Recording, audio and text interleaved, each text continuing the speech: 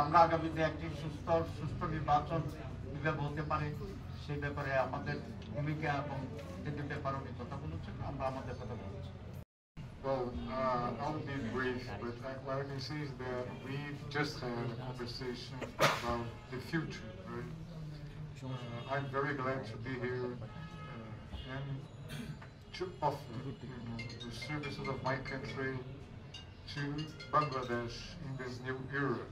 আজকে সকাল 11টায় Brazilian ambassador এবং তার সহকারী বাংলাদেশ জামাত ইসলামী মাননীয় আমির ডক্টর শফিকুর রহমান সাহেবের সাথে সাক্ষাৎ করতে আসছিলেন।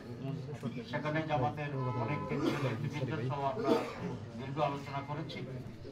আলোচনার অত্যন্ত সাহায্যপূর্ণ ছিল এবং ব্রাজিল বাংলাদেশের ভবিষ্যতের সম্পর্ক উন্নয়ন আরো কিভাবে হতে পারে সেই ব্যাপারে বিস্তারিত আলোচনা হয়েছে। আমাদের সমসাময়িক ব্যাপারে কথা হয়েছে, আমরা আগামীতে একটি সুষ্ঠু নির্বাচন কিভাবে হতে পারে সেই ব্যাপারে আমাদের ভূমিকা এবং যে ব্যাপারে উনি কথা বলেছেন, আমরা আমাদের কথা বলেছি।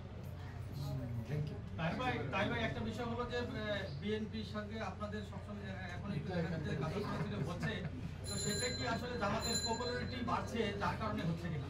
না, বিএনপির সাথে আমাদের তেমন কোনো বিরোধ নেই, মত পার্থক্য নেই। ছোট ছোট ইস্যুগুলোতে কেউ কেউ ফেরি বা সাইডে কথা বলছেন, সেটা এত ধর্তব্য বিষয় নয়। বিএনপি নজরুল ইসলাম খান সাহেব মাননীয় সেক্রেটারি জেনারেল ভেরি ক্লিয়ারলি বলেছেন যে জামাতের সাথে আমাদের কোনো বিরোধ নেই, আর জামাত এটা ফিল করে না যে বিএনপির সাথে আমাদের কোনো গ্যাপ আছে। We are working together, we'll work together on the basic points for the interest of the nation. Thank you very much.